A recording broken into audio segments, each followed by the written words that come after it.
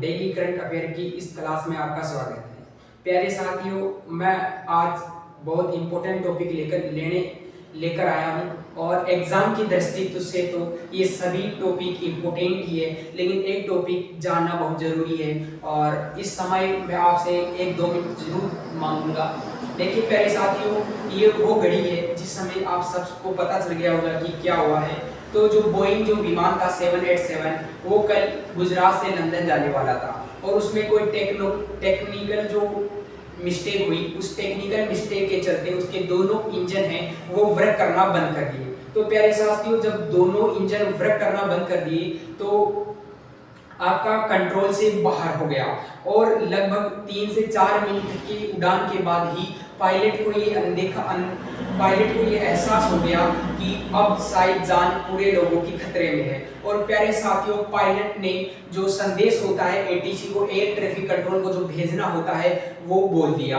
तो जो संदेश बोला जाता है प्यारे साथियों, उसको बोला जाता है मिड डे। देखिए, जब भी कोई पायलट अगर 3 टाइम्स मिड डे बोल देता है, उसका मतलब क्या होता है? वैसे ये जो मिड डे शब्द है दोस्तों वो फ्रेंच लैंग्वेज का है और इसका मतलब है कि अब कुछ नहीं है, अब जो भी आप रनवे पर जितनी भी एरोप्लेन है उनको साइड में कर दीजिए, औरों को क्या पता हम लैंड कर जाए वापस, और अब कोई चारा नहीं है। पूरी के पूरी 100% चांस है कि अब है जो जान पूरे पर्सन की खतरे में है।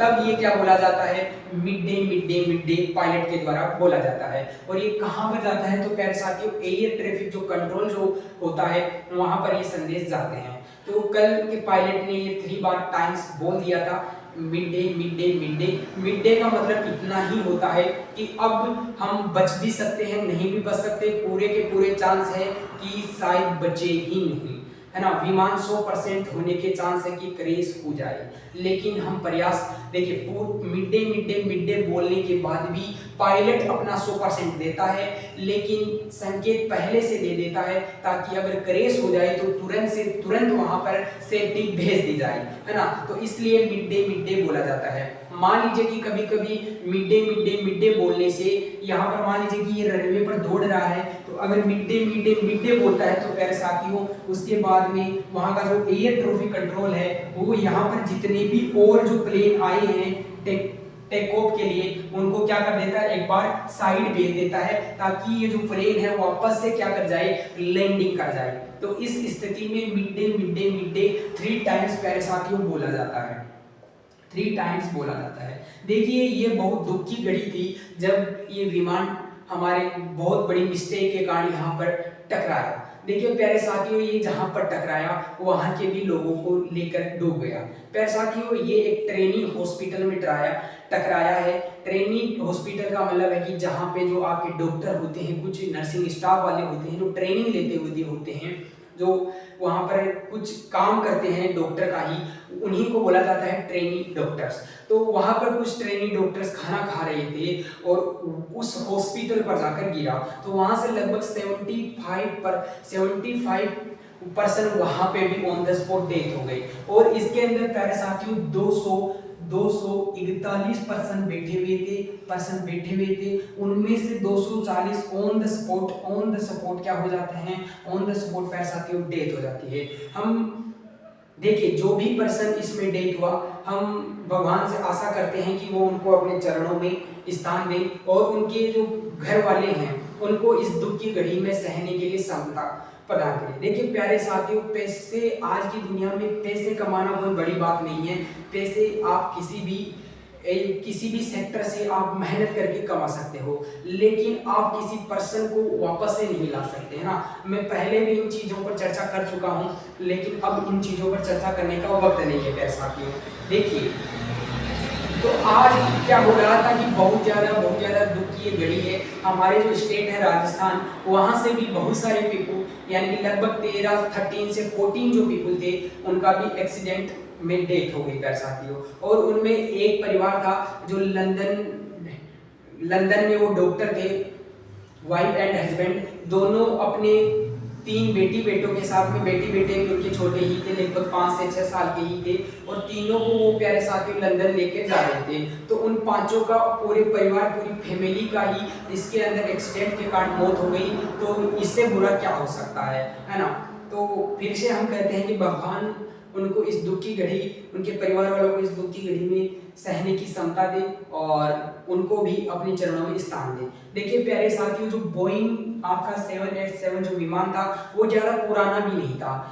कोई भी अगर कॉमर्शियल जो आपके इंटरनेशनल जो फ्लाइट्स होती है प्यारे साथियों, वो एक 20 से 22 ईयर्स के लिए तो बनाई ही जाती है और 20 से 22 ईयर में उसका कुछ नहीं बिगड़ता है ना।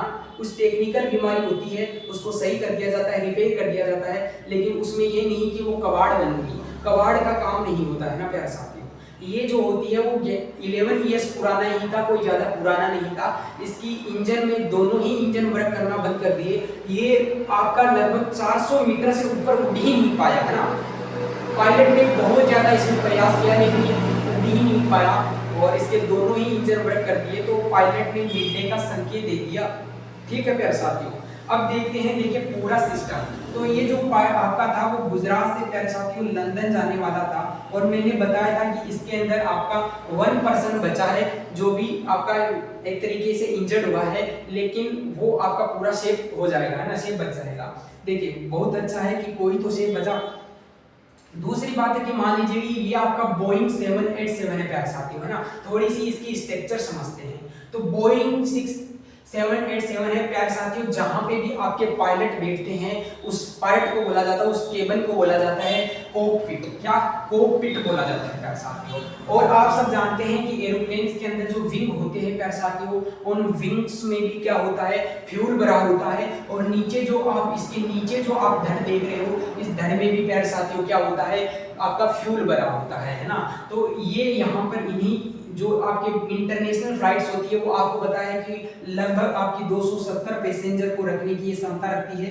पैसेंजर को रखने की ये क्या रखती है, कैपेसिटी रखती है। तो प्यारे साथियों कैपेसिटी रखती है, तो आपको भी पता होगा कि एक इंजन से काम नहीं चल सकता, तो इनमें डबल इंजन क्या किए जाते हैं, जेट इंजन लगाए जाते हैं। प्यारे साथियों यही इस पूरी की पूरी जो प्लेन होती है उसको क्या करते हैं, क्षमता प्रदान करते हैं ताकि वह उड़ पाए।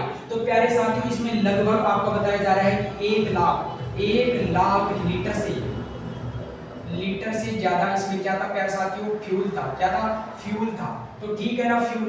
अब देखिए जेट इंजन यहाँ पे 2 लगे हुए हैं दोनों पंखों में, और इन्हीं पंखों के पीछे आपको देखने को मिलता है दोस्तों फ्लैप्स। फ्लैप्स क्या होता है, तो फ्लैप्स आपकी यहाँ पे गति को नियंत्रित करता है किसी भी एरोप्लेन की। इन फ्लैप्स को किया जाता है तो जो हवा का जो डायरेक्शन है वो एक फ्रिक्शन फोर्स लगाता है ना, फोर्स लगाता है, जिससे कभी-कभी इनकी जो गति होती है, जो मोशन होता है उसको भी नियंत्रित करने में काम आता है, डायरेक्शन वायरेशन को भी करने में काम आता है। तो पंखों का आकार चेंज करने में लैंडिंग के दौरान, जो टेक ऑफ के दौरान यहाँ पे कुछ सहायता प्राप्त होती है। ठीक है, उसके बाद में यहाँ पे आप देख रहे होंगे इन्हीं को बोला जाता है फ्यूजलेस बॉडी, जिसका मतलब होता है कि इसमें क्या फ्यूल भरा जाता है।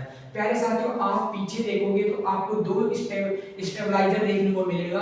एक देखने को मिलेगा वर्टिकल स्टेबलाइजर जो आपकी दिशा को बदलता है ना।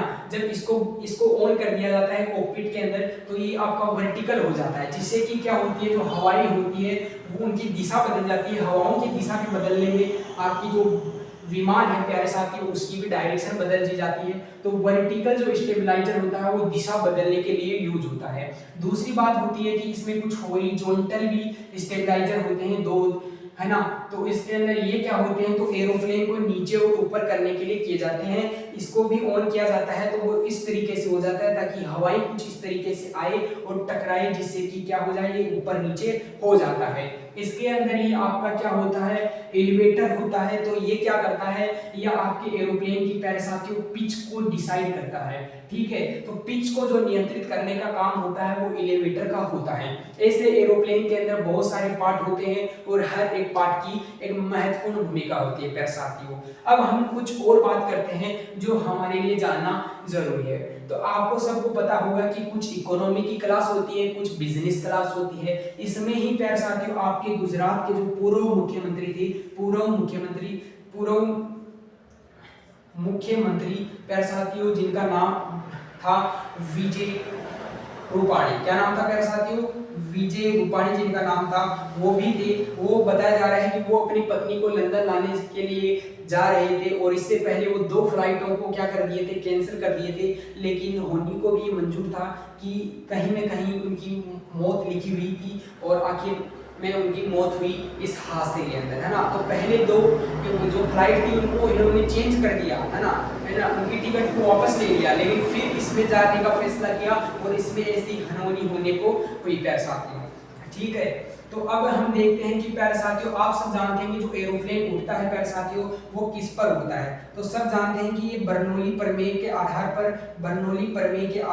उड़ता है। ठीक है, बर्नौली प्रमेय के आधार पर उड़ता है। प्यारे साथियों बर्नौली प्रमेय क्या है? तो एग्जाम में पूछ सकता है कि बर्नौली प्रमेय का मतलब होता है कांस्टेंट बराबर आपकी तीनों ऊर्जाएं आ जाती है, जिसमें हम बोल सकते हैं दाब आ जाता है, क्या आ जाता है, दाब आ जाता है, आपका रो जी एच आ जाता है ना, दाबी ऊर्जा आ जाती है, और आपकी गतिज ऊर्जा आ जाती है ना, गतिज ऊर्जा rho M V rho V square. ठीक है, रो वी स्क्वायर, ये आपकी तीनों गति आ जाती है। ठीक है प्यारे साथियों, ये आपकी तीनों ऊर्जाएं आ जाती है, दाबी ऊर्जा आ जाती है, गतिज ऊर्जा आ जाती है और स्थितिज ऊर्जा आ जाती है। क्या आ जाती है? स्थितिज ऊर्जा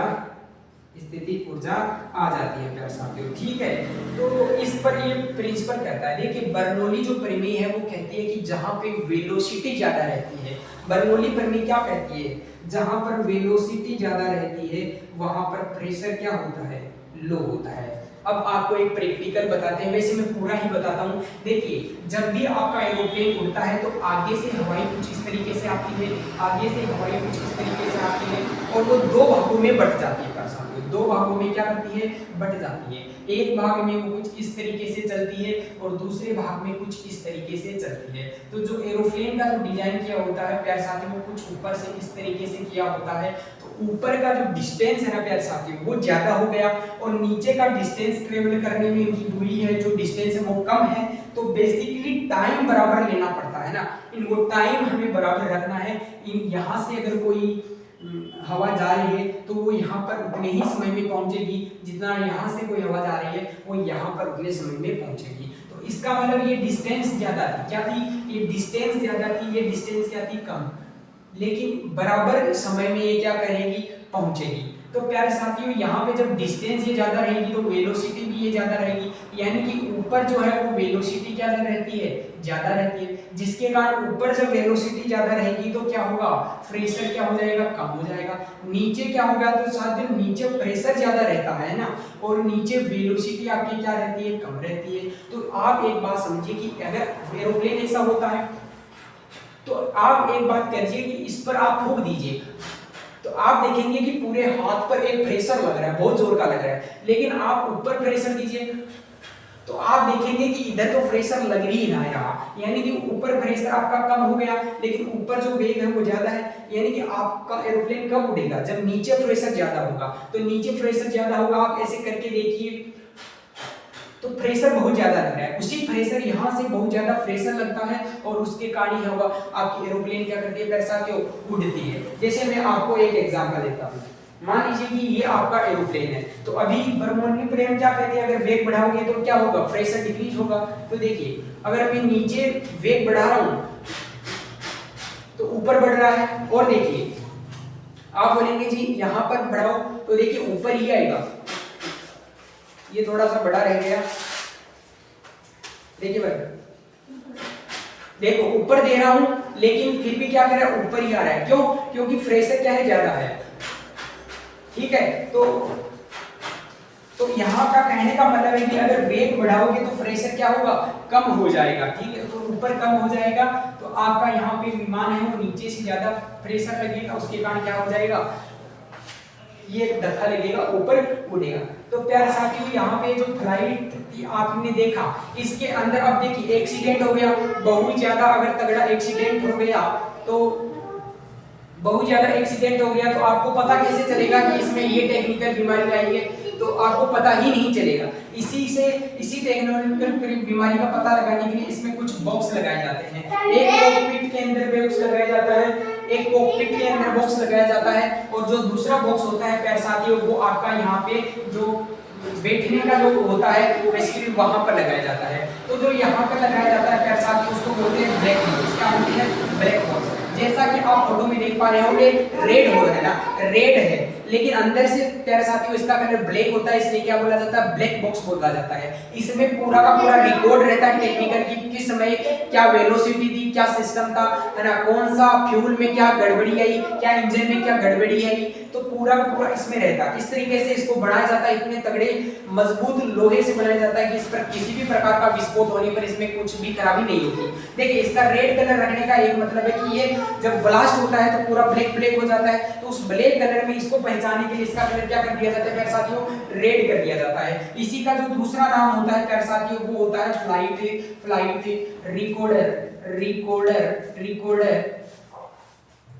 रिकॉर्डर होता है, ठीक है, फ्लाइट रिकॉर्डर होता है। और प्यारे साथियों एक जो कॉकपिट में लगाया जाता है वो क्या होता है, वो बेसिकली कॉकपिट, इसका नाम होता है कॉकपिट वॉइस रिकॉर्डर। तो कॉकपिट वॉइस रिकॉर्डर जो होता है प्यारे साथियों वो आपका कॉकपिट में लगाया जाता है, जहां पे पायलटों की क्या की जाती है, जो वॉइस होती है उसको रिकॉर्ड किया जाता है कि उस समय पायलट क्या बोल रहे थे, कि क्या टेक्निकल बीमारी आई है, वो सुनने के लिए यहाँ पर कॉकपिट के अंदर भी क्या लगाया जाता है, एक रिकॉर्डर लगाया जाता है। जो यहाँ पर ब्लैक बॉक्स होता है प्यारे साथियों, ये भी कलर तो रेड है लेकिन अंदर से ब्लैक होने के कारण ब्लैक बॉक्स कहा जाता है। इसको रेड इसलिए किया जाता है इसका कलर ताकि ये दिख जाए। तो प्यारे साथियों यहाँ वाला है ना वो आपका वॉइस रिकॉर्डर नहीं करता है, वो वॉइस रिकॉर्डर नहीं करता है, वो क्या करता है, वो टेक्निकल चीजों को रिकॉर्ड करता है ना। और ये हम वाला क्या करता है, वॉइस को भी रिकॉर्ड करता है। तो अभी इनसे पूरी की पूरी जानकारी इकट्ठा की जा रही है, उसके बाद में नतीजा आएगा कि क्या ऐसी बीमारी रह गई जिससे हो गया। वैसे ये होना नहीं चाहिए था, दो इंजन जेट इंजन एकदम से बंद करना नहीं हो सकता प्यारे साथियों, इसमें बहुत कुछ बड़ी टेक्निकल बीमारी अभी जो आएगा फाइनली रिजल्ट उसमें डिक्लेयर होगा, अभी हम कुछ नहीं बता सकते। देखिए दूसरी चीज है कि आपको पता चल गया कि ये क्या हुआ। देखिए होता रहता है, बड़े बड़े देशों के अंदर भी होता है, लेकिन हमें दूसरे देशों की जो कंपनी है उन पर डिपेंड नहीं होना है, हमें हमारे ही देश में नई कंपनियां बनानी है और हमारे देश में ही इंडिजीनियस जो एरोप्लेन होते हैं उनको बढ़ावा देना है, ताकि हमारा जो विश्वास है हमारे एरोप्लेन पर ज्यादा रहेगा, दूसरे पर हमेशा कम ही रहता है। तो प्यारे साथियों हम दूसरे देशों से खरीदते हैं, हमारे देशों में प्रोडक्शन बहुत कम होता है। वैसे बोइंग की जो कंपनी है प्यारे साथियों वो एक जबरदस्त कंपनी है, ये कभी भी नहीं हुआ है, ये पहली बार बोइंग की कंपनी, इसमें 787 में पहली बार ये देखा गया है। तो वैसे होना नहीं चाहिए था, लेकिन टेक्निकल बीमारियां हैं, हो सकती है, लेकिन ये कैसी स्थिति है। तो आपके एग्जाम में आपसे कोई भी क्वेश्चन पूछा किए जा सकते हैं, ठीक है। हमने आपको बता दिया कि किस तरीके से आपका पूरा का पूरा इस सिस्टम पर बेस होता है। अब हम चलते हैं प्यारे साथियों नेक्स्ट टॉपिक पर। प्यारे साथियों आज का जो नेक्स्ट टॉपिक है वो भी हमारे लिए बहुत ज्यादा इंपॉर्टेंट होने वाला है। तो देखिए यहाँ पर जो निकारागुआ जो देश था, कंट्री थी, वो आपकी यूनेस्को से अलग हो गई है। तो प्यारे साथियों यूनेस्को है क्या काम करता है, तो देखिए यूनेस्को जो एक यूएन एजेंसी है, संयुक्त राष्ट्र की एक एजेंसी है, और इसका काम होता है कि जो भी देश इसमें शामिल होते हैं उनकी संस्कृति को ये बढ़ावा देता है। दूसरा क्या करता है, तो प्यारे साथियों दूसरा काम है कि वैश्विक स्तर पर किसी देश को एक अच्छी पहचान दिलाता है ना। अब मान लीजिए कि संस्कृति से क्या लोगे, तो प्यारे साथियों हमारी जो संस्कृति, हमारी जो इतिहास है वो वास्तव में बहुत अच्छा है ना। आप भी जानते हैं कि हमारी हिस्ट्री जो संस्कृति वो कितनी अच्छी है। तो अब ये दूसरे देशों के पास में हमारी संस्कृति को जब बताएगा तो क्या होगा, हमारा यहाँ पर टूरिज्म सेक्टर वो बहुत ज्यादा बढ़ेगा। और टूरिज्म सेक्टर एक ऐसा सेक्टर है दोस्तों फ्री में इकोनॉमी बढ़ाता है, फ्री में इकोनॉमी बढ़ाता है और दोस्तों लोगों को रोजगार देता है। तो इस तरीके के ये लाभ दूसरे देशों के देता है। भारत भी इसका एक सदस्य है यूनेस्को का। अब बताते हैं तो यूनेस्को से निकारागुआ है दोस्तों, निकारागुआ वो आपका क्या हो चुका है, यूनेस्को से आउट हो चुका है, ठीक है। दूसरी बात हम क्या कर सकते हैं कि भारत क्या ये कब स्टेब्लिश हुआ, तो ये 1945 में बना था। और प्यारे साथियों इसका जो हेडक्वार्टर है वो आपको पेरिस में देखने को मिल जाएगा। अच्छा तो प्यारे साथियों ये क्या है, तो बेसिकली यूएन एजेंसी है, यूएन एजेंसी है जो क्या करता है, संस्कृति को बढ़ाता है, क्या करता है, संस्कृति को बढ़ावा देता है, ठीक है। और आप बोलेंगे जी निकारागुआ इसे क्यों निकला है, तो निकारागुआ देखिए यूनेस्को क्या करता है, एक जो पत्रकारिता के मामले में पुरस्कार भी देता है, क्या देता है, पत्रकारिता के मामले में एक पुरस्कार देता है, पत्रकारिता के मामले में एक पुरस्कार देता है। उस पुरस्कार का क्या नाम है दोस्तों, तो उसका नाम है गिलर्नो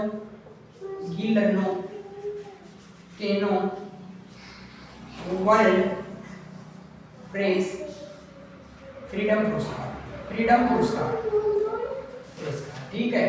और ये इसने बेसिकली दिया था ला प्रेसा, यहाँ पे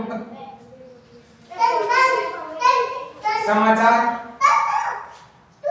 पत्रिका है, और ये कहाँ की है तो पैसा की, ये निकारागुआ की है। देखिए यूनेस्को है ना, ये संस्कृतियों को तो बढ़ावा देता है, दूसरा एक पुरस्कार भी देता है पत्रकारिता के मामले में। जिस देश के अंदर अच्छी पत्रकारिता होती है उसके मामले में ये क्या करता है, अच्छा पुरस्कार भी देता है। कौन सा देता है तो गिलर्नो केनो वर्ल्ड प्रेस फ्रीडम पुरस्कार देता है। अब ये कहाँ पे देता है तो साथियों ये समाचार पत्रिका या आपका ला प्रेसो जो अखबार था निकारागुआ को उसको दिया। और निकारागुआ ये मानता है कि जो ये हमारा देश का जो अखबार है वो गलत अखबारी छापता है, हमारे देश के विरोधी अखबारी छापता है, और उसको कहीं ना कहीं प्रेस फ्रीडम पुरस्कार देना हमारे लिए खराब है, इसलिए निकारागुआ ने इसे क्या कर दिया है, सदस्यता रद्द कर दी है। तो ये हमारे जानने के लिए बहुत जरूरी था। अब मिलते हैं नेक्स्ट।